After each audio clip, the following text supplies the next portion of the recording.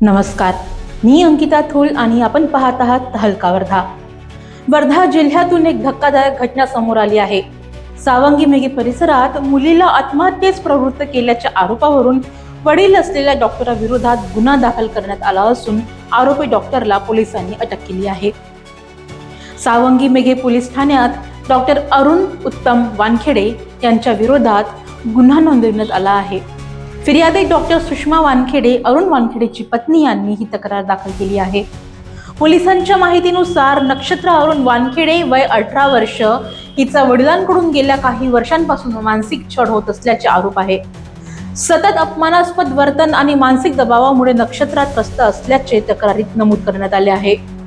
तपासादरम्यान काही दिवसांपूर्वी नक्षत्राच्या खोलीत सापडलेल्या एका रजिस्टरमध्ये इंग्रजी आणि मराठी भाषेत लिहिलेला मजकूर आढळून आला. या लिखाणात वडिलांकडून मानसिक त्रास दिल्याचा उल्लेख असून तो पोलिसांनी पुरावा म्हणून ताब्यात घेतला आहे.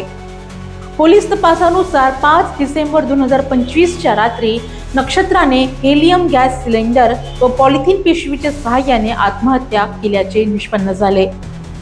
तिला तात्काळ रुग्णालयात नेण्यात आले होते, मात्र डॉक्टरांनी मृत घोषित केले.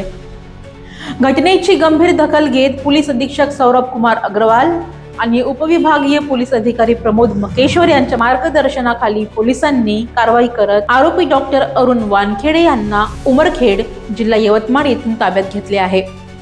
या प्रकरणाचा पुढील तपास सुरू असून सत्य बाहेर आणण्यासाठी सर्व बाजूंनी चौकशी केली जात असल्याचे पोलिसांनी सांगितले आहे.